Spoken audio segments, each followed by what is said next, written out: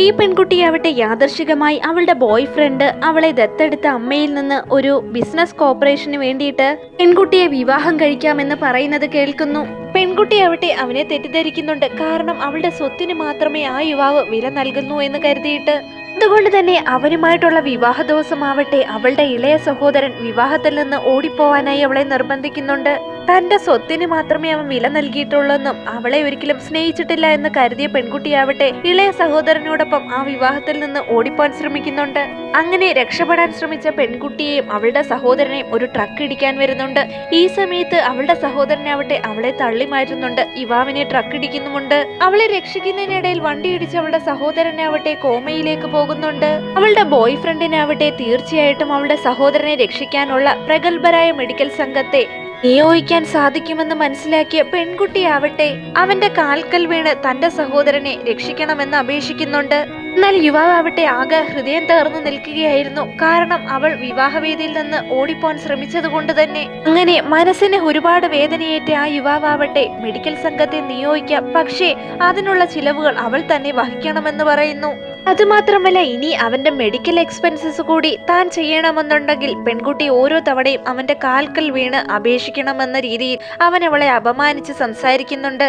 അങ്ങനെ അവരുടെ വിവാഹമാവട്ടെ പെൺകുട്ടിയുടെ സഹോദരന്റെ ചിലവുകൾക്ക് വഹിക്കാൻ വേണ്ടി മാത്രമുള്ളതായി ഒതുങ്ങി.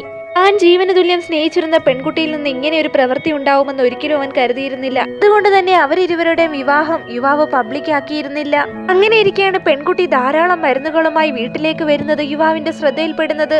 അവൾക്ക് എന്തെങ്കിലും അസുഖമുണ്ടോ എന്ന് യുവാവ് അവളോട് തിരക്കുന്നുണ്ടെങ്കിലും അവള് ഒറ്റ നോട്ടത്തിൽ തന്നെ അത് നിഷേധിക്കുന്നുണ്ട്. അതുമാത്രമല്ല അവൻ പറഞ്ഞതുകൊണ്ടാണ് പെൺകുട്ടി ഇത്രയും മരുന്നുകൾ കഴിക്കേണ്ടി വന്നതെന്നും അവൾ പറയുന്നുണ്ട്. ഇത് കേട്ട അവനാവട്ടെ വല്ലാതെ ആശയക്കുഴപ്പത്തിലാവുന്നു. ഇതിന്റെ പിന്നിലെ സത്യം എന്തെന്ന് മനസ്സിലാക്കാൻ യുവാവട്ടെ വീട്ടിലേക്ക് ചെന്നിട്ട് വീടിന്റെ മേൽനോട്ടം വഹിക്കുന്ന ജോലിക്കാരിയെടുത്ത് എന്നു മുതലാണ് തന്റെ ഭാര്യ മെഡിസിൻസ് കഴിക്കാൻ തുടങ്ങുന്നതെന്ന് ചോദിക്കുന്നുണ്ട്.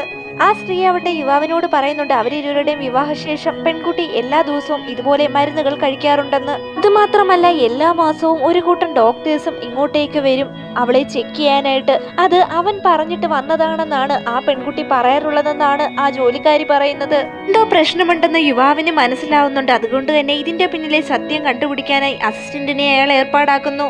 അവളെ ദത്തെടുത്ത അമ്മ തന്നെയാണ് ഇതിന്റെയൊക്കെ പിന്നിലെന്ന് യുവാവിന് മനസ്സിലാവുന്നുണ്ട്. എല്ലാ മാസവും അവന്റെ പേരിലെ നിർബന്ധപൂർവം തന്നെ പെൺകുട്ടിയെ കൊണ്ട് പലതരം ടോണിക്കുകൾ അവർ കുടിപ്പിച്ചിരുന്നു.